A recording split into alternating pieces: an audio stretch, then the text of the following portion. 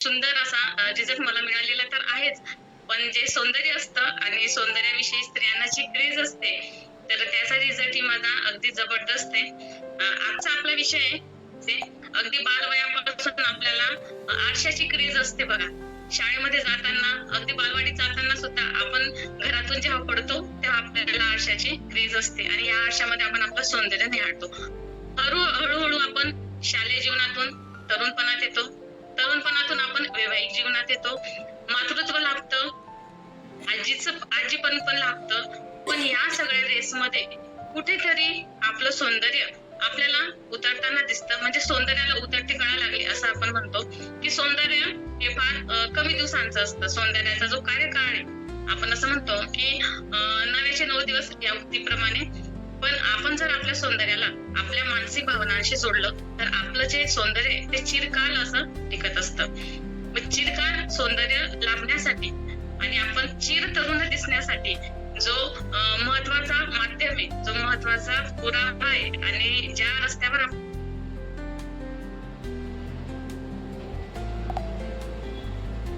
मानसिक स्वास्थ्य या शब्दाकडे बघण्याचा दृष्टिकोन अजूनही थोडासा पारंपरिक आहे, की मानसिक स्वास्थ्य बिघडलेलं आहे म्हणजे कुठेतरी त्या व्यक्तीच्या डोक्यावर परिणाम झालेला आहे असं एक क्रेज असते किंवा अशी एक समाजाचा बघण्याकडे दृष्टिकोन असतो त्या व्यक्तीकडे. पण मानसिक सौंदर्य आणि मानसिक स्वास्थ्य यांचा फार जवळचा संबंध आहे किंवा ते एकाच नाण्याच्या दोन बाजू आहेत.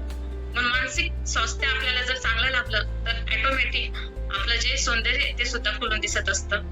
आपल्या सौंदर्याचा जो खुलण्याचा राजमार्ग आहे तो आपल्या मनातून जात असतो.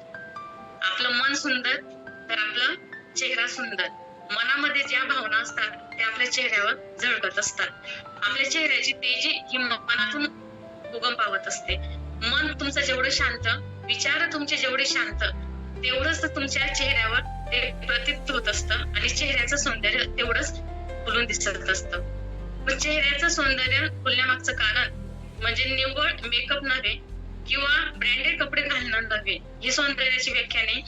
सौंदर्याची ही व्याख्या सोशल मीडियाने फार अवास्तव अशी स्त्रीच्या पुढे आज मांडलेली आहे आणि त्याच्यामुळे कुठेतरी स्त्रीच्या सौंदर्यावर ते दडपण येत आहे आणि मग आपण आपली तुलना करू लागतो. टीव्ही मध्ये, ऍड्स मध्ये, जाहिरातींमध्ये, पेपरमध्ये वेगवेगळे जे स्त्रियांचं सौंदर्य प्रतीत केलं जातं त्याच्यामध्ये अवास्तव असा मेकअप असतो जे आपल्याला करणं रोज शक्य नसतं.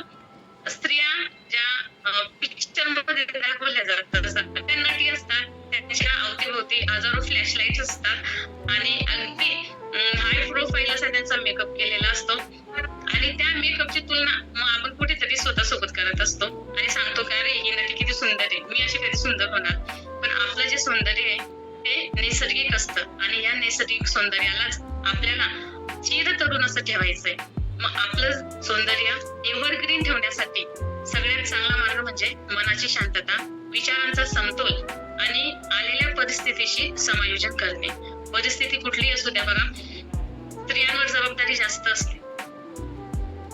स्त्री जेवढी नाजूक तेवढीच निसर्गाने तिला कणखरी बनवलेलं आहे. स्त्रीचं सौंदर्य याची तुलना समाज फक्त तिच्या चेहऱ्याशी करतो, पण आतून त्या स्त्रीमध्ये होणारे जे बदल असतात ते समाजाला दिसत नाही आणि समाज लगेच स्त्रीला सांगतो की स्त्रीचं सौंदर्य हे तिच्या मातृत्वानंतर कमी झालेलं असतं. पण ते मातृत्वाचं ओझं तिच्यावर जेव्हा आलेलं असतं तेव्हा ती जास्त खुलून दिसते आणि मातृत्व निभवताना जरी तिचं सौंदर्य तिला गमावं लागलं तरी ती तिच्या मातृत्वापासून दूर राहत नाही, कारण निसर्गाने मातृत्वाची देणगी स्त्रीला दिलेली, पुरुषांना नाही.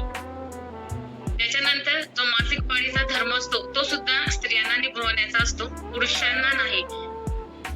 आणि म्हणून कुठेतरी या निसर्ग निर्मित कारणांमुळे स्त्रीचं सौंदर्य हळूहळू कमी होत जातं आणि पुन्हा स्त्रीमध्ये एक प्रकारचा न्यूनगंड येतो. आत्मविश्वास थोडा कमी होत जातो की आता मी आई बनलेली, माझं स्वतःकडे लक्ष नाहीये किंवा माझी जी बॉडी स्ट्रक्चर आहे त्याच्यामध्ये थोडासा चेंज होतोय. मी आता कुठेतरी आधी कॉलेज तरुणी होती तशी दिसत नाहीये, मावशीच दिसते किंवा काकू दिसते. हा न्यूनगंड कुठेतरी स्त्रीत येत असतो.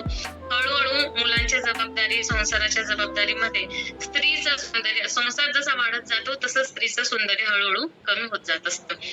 याला जबाबदार ती एकटी नव्हे, याला जबाबदार असतो आपला समाज आणि समाजामध्ये चालू असलेल्या पारंपरिक आपल्या परंपरा, चालीरीती. पण स्त्री सगळ्या परंपरा अगदी चोखपणे, आनंदाने निभावत असते आणि त्या परंपरा निभावत असताना ती कुठेही कमी पडत नाही. ती मुलगी असो, बहीण असो, बायको असो किंवा एखादी सर्व्हिस करणारी लेडीज असो किंवा कुठेतरी पायलट का असेना, पण प्रत्येक जबाबदारी